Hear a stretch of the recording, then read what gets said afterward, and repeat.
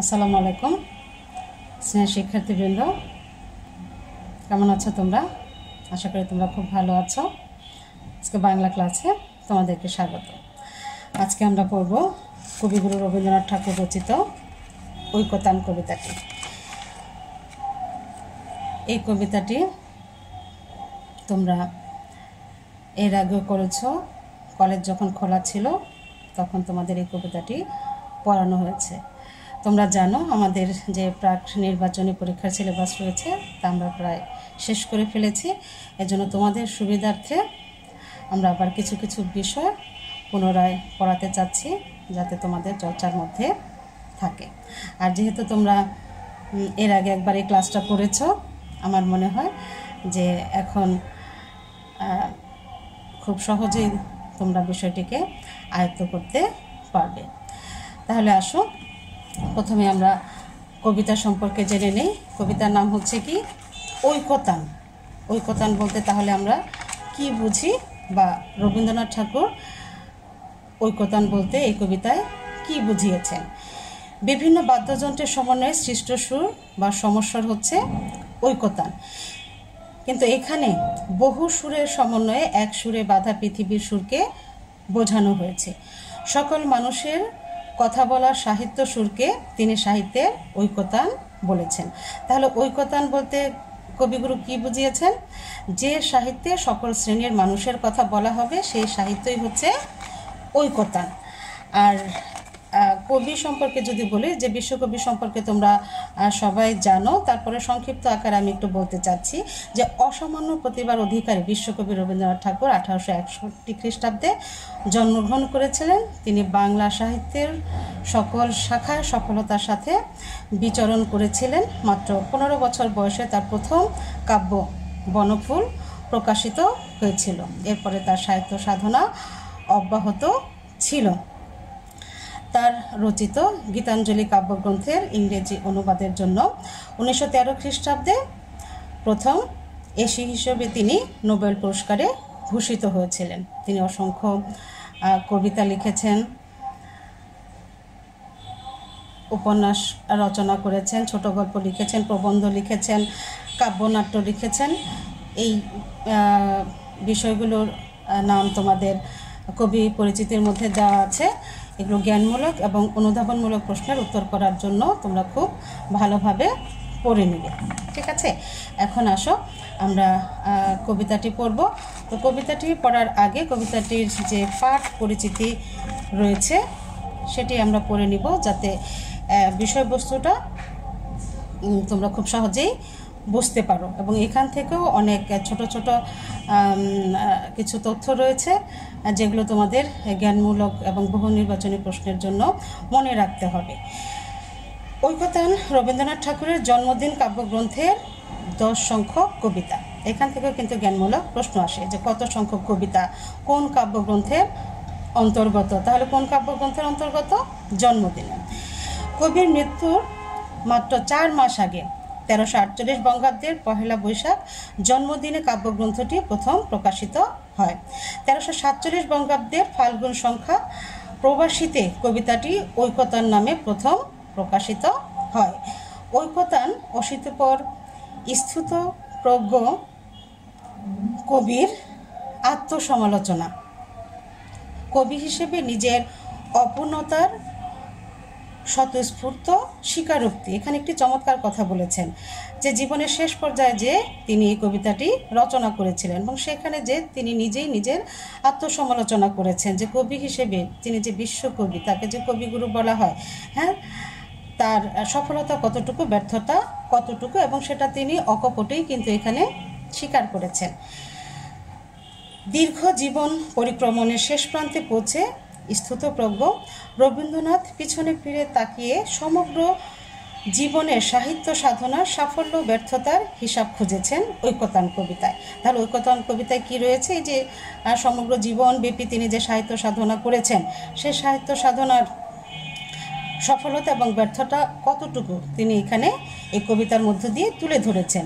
তিনি অকপটে নিজের সীমাবদ্ধতা অপূর্ণতার কথা ব্যক্ত করেছেন এখানে। এটা কিন্তু একটা বড় মানুষের গুণ, যে নিজের যে সীমাবদ্ধতা, যে অপূর্ণতা, যে দোষগুলো, সেগুলো অকপটে স্বীকার করা।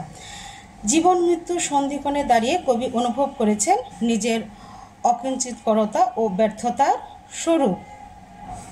তিনি বুঝতে পেরেছেন এই পৃথিবীর অনেক কিছুই তার অজানা ও অদেখা রয়ে গিয়েছে। বিশাল এই পৃথিবীর সমস্ত কিছু এক জীবনে দেখা কারো পক্ষেই সম্ভব নয়।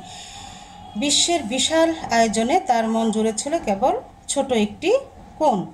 জ্ঞানের দীনতার কারণে নানা দেশের বিচিত্র অভিজ্ঞতা, বিভিন্ন গ্রন্থের চিত্রময় বর্ণনার বাণী কবি ভিক্ষালব্ধ ধনের মতো সযত্নে আহরণ করে নিজের কাব্য ভাণ্ডার পূর্ণ করেছেন। এখানে তিনি কি বলেছেন, যে এক জীবনে যেহেতু সমস্ত জায়গা ভ্রমণ করে বাস্তব অভিজ্ঞতা গ্রহণ করা সম্ভব নয়, কিন্তু সমস্ত কিছু জানার আগ্রহ তার মধ্যে ছিল। এই জন্য তিনি কি করেছেন, যে অনেক ভ্রমণ বৃত্তান্ত পড়েছেন, বড় বড় সাহিত্যিকদের বই পড়েছেন, বই থেকে জ্ঞান অর্জন করে তার কাব্য ভাষাকে, তার সাহিত্যকে তিনি সমৃদ্ধ করেছেন। তবু বিপুল পৃথিবীর সর্বত্র তিনি প্রবেশের দ্বার খুঁজে পাননি। চাষি খেতে হাল চষে, তাঁত বুনে, জেলে জাল ফেলে, এসব শ্রমজীবী মানুষের ওপর ভর করেই জীবন সংসার এগিয়ে চলে। কিন্তু কবি এসব হতদরিদ্র অপান্তেয় মানুষের কাছ থেকে অনেক দূরে সমাজের উচ্চ মঞ্চে আসন গ্রহণ করেছিলেন। সেখানকার সংকীর্ণ জানালা দিয়ে যে জীবন ও জগৎকে তিনি প্রত্যক্ষ করেছেন তা ছিল খণ্ডিত তথা অপূর্ণ। এখানে তিনি কি বলেছেন, যে বিশ্বকবি হিসেবে তার সাহিত্যে সব শ্রেণীর মানুষের স্থান পাওয়ার কথা ছিল, কিন্তু এই যে আমাদের যে শ্রমজীবী মানুষ, যাদের উপর ভর করে আমাদের সংসারের চাকা সচল রয়েছে, অভিজাত পরিবারে, জমিদার পরিবারে জন্মগ্রহণ করার কারণেই তাদের সেই জীবনের সাথে, প্রান্তিক মানুষের জীবনের সাথে তার মেশা সম্ভব হয়ে ওঠেনি। দূর থেকে তিনি তাদের জীবনকে যতটুকু দেখেছেন, সেই জীবনের খণ্ডিত রূপই তার সাহিত্যের মধ্যে স্থান পেয়েছে। যে জীবনকে তিনি পুরোপুরিভাবে জানেন না, বোঝেন না, উপলব্ধি করতে পারেননি, তাহলে সেই জীবনের পুরো চিত্র তিনি তার সাহিত্যে স্থান দিতে পারেননি। এটাই তার ব্যর্থতা। এই ব্যর্থতার কথাই তিনি এই কবিতার মধ্যে তুলে ধরেছেন। ক্ষুদ্র জীবনের সঙ্গে বৃহত্তর মানব জীবন ধারায় ঐকতান সৃষ্টি করতে না পারলে শিল্পীর গানের পসরা তথা সৃষ্টি সম্ভার যে কৃত্রিমতায় পর্যবসিত হয়ে ব্যর্থ হয়ে যায়। কবিতায় এই আত্ম উপলব্ধির প্রকাশ ঘটেছে, যে আমাদের যে সাহিত্য সম্ভার সেটা সার্থক তখনই হবে যে আমাদের সমাজে যে নানা শ্রেণীর লোক রয়েছে এবং সমাজকে এগিয়ে নেওয়ার পথে সব শ্রেণীর মানুষেরই অবদান রয়েছে এবং সবারই স্থান সাহিত্যে থাকতে হবে, তা না হলে সেই সাহিত্য হবে কৃত্রিম। তিনি বলেছেন, তার কবিতা বিচিত্র পথে অগ্রসর হলেও জীবনের সকল স্তরে পৌঁছাতে পারেনি। ফলে জীবন সায়ান্নে কবি অনাগত ভবিষ্যতে সেই মৃত্তিকা সংলগ্ন মহৎ কবির আবির্ভাব প্রত্যাশা করেছেন, যিনি শ্রমজীবী মানুষের অংশীদার হয়ে সত্য ও কর্মের মধ্যে সৃষ্টি করবেন আত্মীয়তার বন্ধন। এখানে এই কবিতার মূল ভাবটি প্রকাশিত হয়েছে। একদিকে কবিতার ব্যর্থতার কথা বলেছেন, অন্যদিকে তিনি একজন অনাগত কবির প্রত্যাশায় রয়েছেন, যিনি আসবেন এবং শ্রমজীবী মানুষের সাথে আত্মীয়তার বন্ধনে আবদ্ধ হবেন, কর্মে এবং সত্যতায় তাদের আস্থা অর্জন করতে পারবেন, তাদের জীবনের দুঃখ, কষ্ট, বেদনা, যন্ত্রণার কথা সাহিত্যে স্থান দেবেন। যে কাজটি তিনি পারেননি, অনাগত কবি এসে সেই কাজটি অবশ্যই করবেন, এই প্রত্যাশা তিনি ব্যক্ত করেছেন। বুঝতে পেরেছ? তাহলে আসো আমরা এখন কবিতাটি পড়ব। আমি আশা করি তোমাদের সবার সামনে কবিতার বইটি রয়েছে। আর যেহেতু মূল ভাবটি আমরা জেনে নিলাম এবং অনেকের কাছেই এই কবিতাটি তোমাদের খুব প্রিয়, আর যেই বিষয়টিকে আমরা পছন্দ করি সেটা পড়তেও কিন্তু ভালো লাগে। তাহলে আমরা শুরু করছি। বিপুলায় পৃথিবীর কতটুকু জানি, দেশে দেশে কত না নগর রাজধানী, মানুষের কত কীর্তি, কত নদী গিরি সিন্ধু মরু, কত না অজানা জীব, কত না অপরিচিত তরু রয়ে গেল অগোচরে। বিশাল বিশ্বের আয়োজন, মন মোর জুড়ে থাকে অতি ক্ষুদ্র তারই এক কোণে। সেই ক্ষোভে পরিগ্রন্থ ভ্রমণ বৃত্তান্ত আছে যাহে অক্ষয় উৎসাহে। তাহলে এখানে তিনি কি বলেছেন যে আমাদের এই পৃথিবীটা হচ্ছে বিশাল, এই বিশাল এই পৃথিবীতে অনেক কিছুই রয়েছে। কি রয়েছে সেই বিষয়গুলো প্রথম কয়েকটি পংক্তির মধ্যেই তিনি এখানে তুলে ধরেছেন যে নগর রয়েছে, রাজধানী রয়েছে, মানুষের নানা কীর্তি রয়েছে। কীর্তি বলতে কি বুঝি? যে কৃতিত্বের পরিচয়ক কোনো কাজ বা প্রতিষ্ঠান। যেমন তোমরা জানো সম্রাট শাহজাহান তার প্রিয়তম স্ত্রীর জন্য কি করেছিলেন? তাজমহল তৈরি করেছিলেন। তাহলে তাজমহল হচ্ছে সম্রাট শাহজাহানের অমর কীর্তি। এরকম অনেক কীর্তি রয়েছে আমাদের বিশ্বজুড়ে, সেগুলো কবির দেখা হয়নি, এজন্য তার মনের মধ্যে একটা অপূর্ণতা রয়ে গিয়েছে। নদী রয়েছে, গিরি রয়েছে, সিন্ধু রয়েছে, অজানা জীব রয়েছে, অপরিচিত অনেক গাছ রয়েছে, কিন্তু এগুলো তার জানার আগ্রহ থাকা সত্ত্বেও যে এই সংক্ষিপ্ত জীবনে তার সেগুলো জানা সম্ভব হয়ে ওঠেনি। হ্যাঁ, যে সেখানে গিয়ে বাস্তব অভিজ্ঞতা যে তিনি অর্জন করবেন, পৃথিবীকে ভ্রমণ করে সমস্ত কিছু দেখবেন, সেটা এক জীবনে সম্ভব নয়। এই জন্য সেই অজানাকে জানার জন্য, অপূর্ণতাকে পূর্ণ করার জন্য তিনি কি করেছেন? ভ্রমণ বৃত্তান্ত পড়েছেন, যাতে তার এই অপূর্ণতাকে পূর্ণ করতে পারেন। যেথা পাই চিত্রমী বর্ণনার বাণী কুড়াইয়া আনি, জ্ঞানের দীনতা এই আপনার মনে পূরণ করিয়া লই যত পারি ভিক্ষালব্ধ ধনে। এখানে ভিক্ষালব্ধ ধনে বলতে কি বুঝিয়েছেন? যে তার যে এই যে জ্ঞানের দীনতা রয়েছে, তার যে অজানাকে জানার ইচ্ছা রয়েছে, অদেখাকে দেখার ইচ্ছা রয়েছে, কিন্তু তিনি দেখতে পাচ্ছেন না, জানতে পাচ্ছেন না, সেটাকে জানার জন্য তিনি যেমন করে ভ্রমণ বৃত্তান্ত পড়ছেন, তেমনি করে বিশ্বের সাহিত্যগুলোও পড়ছেন এবং সেইখান থেকে বিভিন্ন তথ্য সংগ্রহ করে তিনি নিজেকে সমৃদ্ধ করে তার সাহিত্যকে সমৃদ্ধ করেছেন। আমি পৃথিবীর কবি, যেথা তার যত উঠে ধ্বনি, আমার বাঁশির সুরে সারা তার জাগিবে তখনই, এই স্বরসাধনায় পৌঁছিল না বহুতর ডাক, রয়ে গেছে ভাগ। এখানে তিনি তার একটা অপূর্ণতার কথা বলেছেন, আক্ষেপের কথা বলেছেন। এখানে কি আক্ষেপ তার প্রকাশিত হয়েছে? যে তিনি হচ্ছেন বিশ্বের কবি। বিশ্বের কবি হিসেবে তার সাহিত্যে বিশ্বের সকল মানুষের তাদের মনের কথা, তাদের দাবি, হ্যাঁ, তাদের কষ্ট, তাদের যন্ত্রণা, সমস্ত কিছুই তার সাহিত্যে স্থান পাওয়ার কথা ছিল, কিন্তু সেটা তিনি করতে পারেননি। এই যে তার যে গানে, কবিতায় তাদের স্থান দিতে পারেননি, সেই অপূর্ণতার কথা তিনি এখানে বলেছেন। প্রকৃতির ঐকতান স্রোতে নানা কবি ঢালে গান নানা দিক হতে, তাদের সবার সাথে আছে মোর এইমাত্র যোগ, সঙ্গ পাই সবাকার লাভ করি আনন্দের ভোগ, পাইনি সর্বত্র তার প্রবেশের দ্বার, বাধা হয়ে আছে মোর বেড়াগুলি জীবন যাত্রার। এখানে দেখো প্রথমে কি বলেছেন? প্রকৃতির ঐকতান স্রোতে। ঐকতান আমরা প্রথমেই জেনে নিয়েছি যে ঐকতান বলতে তিনি এখানে কি বুঝিয়েছেন? যে ঐকতান বলতে তিনি এখানে বুঝিয়েছেন যেখানে যে সাহিত্যে সব শ্রেণীর মানুষের স্থান হবে। তো আমাদের যে সাহিত্য ভাণ্ডার রয়েছে সেখানে কিন্তু সব শ্রেণীর সাহিত্যিকরাই তাদের সাহিত্য দিয়ে সেই সাহিত্য জগৎকে পূর্ণ করে রেখেছেন। একজন কবি তার জীবন দিয়ে যে অভিজ্ঞতা অর্জন করেন, যেটাকে তিনি সত্য বলে ধারণ করেন, লালন করেন, সেটাই কিন্তু তার কবিতার মধ্যে, তার সাহিত্যের মধ্যে তুলে ধরেন। হ্যাঁ, এবং প্রত্যেকটা কবির বা সাহিত্যিকের ভাষা, কাব্য ভাষা সেটা কিন্তু আলাদা হয়, তার প্রকাশভঙ্গিও কিন্তু আলাদা হয়। তো এক একজন কবির বা সাহিত্যিকের লেখা পড়ে আমরা কি অনেক কিছুই জানতে পারি। তো কবিগুরু এখানে বলেছেন যে বিভিন্ন কবিদের কবিতা বা সাহিত্যিকদের সাহিত্য তিনি পাঠ করেছেন, তাদের সঙ্গ লাভ করেছেন এবং এটা তার কাছে আনন্দদায়ক ছিল। পরের লাইনে কি বলেছেন দেখো, পাইনে সর্বত্র তার প্রবেশের দ্বার, বাধা হয়ে আছে মোর বেড়াগুলি জীবনযাত্রার। এখানে আবার তার একটা কষ্টের, একটা অপূর্ণতার কথা, আক্ষেপের কথা প্রকাশ পেয়েছে যে সর্বত্র তিনি প্রবেশ করতে পারেননি। যে বেড়াগুলি বলতে এখানে পারিবারিক বাধার কথা বলেছেন। আমরা জানি তিনি অভিজাত পরিবারে জন্মগ্রহণ করেছিলেন, যে কারণে নিম্ন শ্রেণীর মানুষের সাথে তার মেশার ইচ্ছা বা আগ্রহ থাকা সত্ত্বেও তিনি কিন্তু তাদের সঙ্গে মিশতে পারেননি। আর এই মিশতে না পারার কারণে তার এই পারিবারিক বাধাটাই এখানে মুখ্য ছিল। চাষি খেতে চালাইছে হাল, তাঁতি বসে চাষি খেতে চালাইছে হাল, তাঁতি বসে তাঁত বনে, জেলে ফেলে জাল। বহুদূর প্রসারিত এদের বিচিত্র কর্মভার, তার উপরে ভোট দিয়ে চলিতেছে সমস্ত সংসার।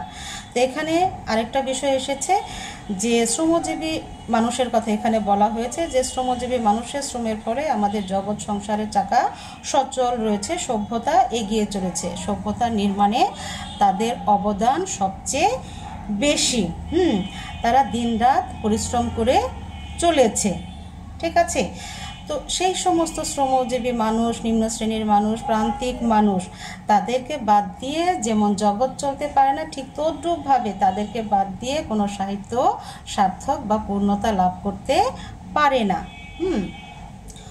অতি ক্ষুদ্র অংশ তার সম্মানের নির্বাসনে সমাজের উচ্চ মঞ্চে বসেছি সংকীর্ণ বাতায়নে। কি বলেছেন যে এই যে যারা শ্রম দিয়ে যাচ্ছেন, সভ্যতার চাকাকে সচল রেখেছেন, তারা কি সম্মান থেকে বঞ্চিত। সেই সমস্ত মানুষ থেকে তিনি দূরে থেকে সমাজের উচ্চ মঞ্চে বসে একটা সংকীর্ণতায় নিজেকে আবদ্ধ রেখেছিলেন। এই আবদ্ধ রাখার কারণ হচ্ছে সমাজ সংসার এবং আভিজাত্যই তাকে এই সাধারণ মানুষের সাথে মেশার পথে বাধায় সৃষ্টি করেছিল। মাঝে মাঝে গেছি আমি ওপাড়ার প্রাঙ্গণের ধারে, ভিতরে প্রবেশ করি সে শক্তি ছিল না একেবারে। তিনি মাঝে মাঝে সাধারণ মানুষের সাথে মেশার চেষ্টা করেছেন, কিন্তু তার পক্ষেও যেমন তাদের সাথে অতপ্রতভাবে ঘনিষ্ঠভাবে মেশা সম্ভব হয়নি, এবং সাধারণ মানুষও তার সঙ্গে ওইভাবে মিশতে পারেনি। জীবনে জীবন যোগ করা না হলে কৃত্রিম পণ্যে ব্যর্থ হয় গানের পসরা। এখানে কি বলা হয়েছে? কৃত্রিম পণ্য বলতে কি, যে সাহিত্য জীবনের সাথে সম্পর্কহীন সে সাহিত্যই হচ্ছে কৃত্রিম পণ্য। এখন কোন সাহিত্য কৃত্রিম পণ্যে পরিণত হবে? যেখানে শ্রমজীবী মানুষের যথার্থ সম্মান দেওয়া হবে না, তাদের যোগ্য স্থান যতদিন না আমরা দিতে পারবো ততদিন আমাদের সাহিত্য কি পূর্ণতা পাবে না। তারপরের পংক্তি দেখো, তাই আমি মেনে নেই সে নিন্দার কথা, আমার সুরের অপূর্ণতা, আমার কবিতা জানি আমি গেলেও বিচিত্র পথে হয় নাই সে সর্বত্রগামী। এখানে আবারও সেই কবির একই যে তার সাহিত্য সাধনার যে অপূর্ণতা, যে ব্যর্থতা, সেই ব্যর্থতার কথাই কিন্তু তিনি এখানে বলেছেন, যে তার সাহিত্যে বিভিন্ন বিষয় আছে, বিভিন্ন বিষয় নিয়ে তিনি লিখেছেন, তুলে ধরেছেন। সমাজ, সংসার, ধর্ম, ব্যক্তি জীবন, অনেক বিষয় তার সাহিত্যের মধ্যে তুলে ধরেছেন। তারপরও দেখা যায় যে অনেক কিছুই আবার তার সাহিত্য থেকে বাদও করে দিচ্ছে। পারিবারিক কারণে নিম্ন শ্রেণীর মানুষের জীবনের সাথে তিনি ঘনিষ্ঠ হতে পারেননি, তাদের কাছে যেতে পারেননি, তাদের জীবনকে দেখতে পারেননি, তাদের মনের কথা তিনি জানতে পারেননি, তাদের যে দুঃখ কষ্ট যন্ত্রণা রয়েছে সেগুলো তার অজানা রয়ে গিয়েছে, এজন্য তাদের কথা তার সাহিত্যে স্থান পায়নি। কৃষাণের জীবনের শরিক যে জন, কর্মেও কথায় সত্য আত্মীয়তায় করেছে অর্জন, যে আছে মাটির কাছাকাছি সে কবির বাণী লাগি কান পেতে আছি। এখানে কবি কি বলেছেন?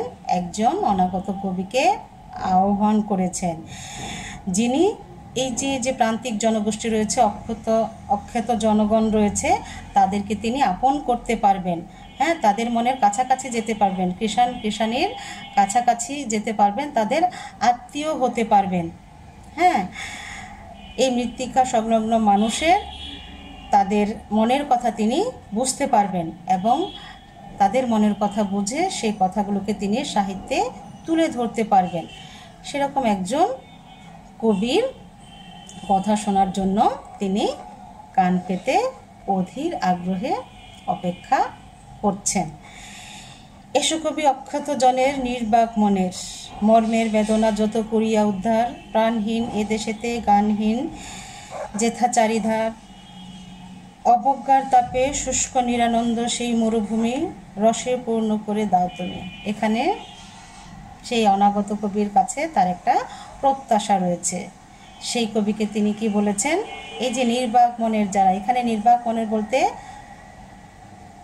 তাদের কথা বলা হয়েছে, হ্যাঁ, যে যারা কখনোই এই যে শ্রম দিয়ে যাচ্ছে কিন্তু তাদের অধিকারের কথা তারা কখনোই বলেনি, তাদের সমস্যার কথা, তাদের যন্ত্রণার কথা, তাদের কষ্টের কথা তারা কখনোই কারো কাছে বলতে পারেনি। হ্যাঁ, তাহলে সেই অনাগত কবি এসে তাদের মর্মের যে কথা রয়েছে সেই কথাগুলোকে উদ্ধার করবেন, সাহিত্যে স্থান দেবেন, সাহিত্যে তুলে ধরবেন। হ্যাঁ, সমান যোগ্যতা তাদেরকে, সমান স্থান তাদেরকে দেওয়া হবে। তাহলে আমাদের সাহিত্য কি হবে? হ্যাঁ, আমাদের সাহিত্য রসে পরিপূর্ণ হবে। তা না হলে আমাদের এই সাহিত্য নিরানন্দ মরুভূমিতে পরিণত হবে। বুঝতে পেরেছ? অন্তরে যে উৎসতার আছে আপনারই, তাই তুমি দাও তো উদ্বারী। এখানে কবিকে বলা হয়েছে যে তোমার অন্তরে যে আনন্দধারা রয়েছে সেই আনন্দধারা দিয়ে তুমি প্রান্তিক মানুষের, নিম্ন শ্রেণীর মানুষের, বঞ্চিত মানুষের, হ্যাঁ, মনের মধ্যেও আনন্দ এবং শান্তির বার্তা সঞ্চারিত করে তাদের একজন স্বজন হয়ে ওঠার জন্য। সাহিত্যের ঐকতান সঙ্গীত সভায় একতারা যাহাদের, তারাও সম্মান যেন পায়। মুখ যারা দুঃখে সুখে, নতশির স্তব্ধ যারা বিশ্বের সম্মুখে, ওগুগুনি কাছে থেকে দূরে যারা, তাহাদের বাণী যেন শুনি। এখানে শেষের পংক্তিতে তিনি কি বলেছেন, যে ঐকতান সঙ্গীত সভায় আমরা বললাম সেই ঐকতান যেখানে সব শ্রেণীর মানুষের সমান স্থান পাবে, সেই জায়গায় যারা এতদিন ধরে উপেক্ষিত হয়ে আছে, অবহেলিত হয়ে আছে, সেই সমস্ত মানুষের স্থান দিতে বলেছেন। কেউ যেন উপেক্ষিত না হয়, অবহেলিত না হয়। হ্যাঁ, যাদের মুখ থাকা সত্ত্বেও, যাদের ভাষা নেই, তাদের দুঃখ কষ্ট যন্ত্রণার কথা বলতে পারেনি, হ্যাঁ, তারা সভ্যতা বিনির্মাণের সবচেয়ে বেশি শ্রম দেওয়া সত্ত্বেও তারা সভ্যতার সামনে মাথা উঁচু করে দাঁড়াতে পারে না, সবসময় মাথা নিচু করে থাকে, তাদের কথা যেন তিনি সাহিত্যের মধ্যে তুলে ধরেন। তাহলে আমাদের এই সাহিত্য সার্থক হবে, পূর্ণতা পাবে। তাদেরকে সম্মান দিয়ে আমরা নিজেরাও সম্মানিত হব। বুঝতে পেরেছ? আমি আশা করি যে রবীন্দ্রনাথ ঠাকুর তার যে ব্যক্তিগত ব্যর্থতার কথা এই ঐকতান কবিতার মধ্যে তুলে ধরেছেন এবং সেই ব্যর্থতা থেকে উত্তরণের জন্য একজন অনাগত কবির প্রত্যাশা তিনি করেছেন, যে তিনি যেটা পারেননি সেই কবি পারবেন এবং আমাদের সাহিত্যের সার্থক করবেন। তোমরা এই কবিতাটি ভালোভাবে পড়বে। কবি পরিচিতি, কবিতা, শব্দার্থ, টিকা রয়েছে, যেগুলো তোমাদের জ্ঞানমূলক প্রশ্ন, অনুধাবনমূলক প্রশ্ন এবং সৃজনশীল প্রশ্নের জন্য সহায়ক হবে। আজ এই পর্যন্তই। আবার তোমাদের সঙ্গে ইনশাল্লাহ দেখা হবে। তোমরা সবাই ভালো থাকবে। সবাইকে ধন্যবাদ।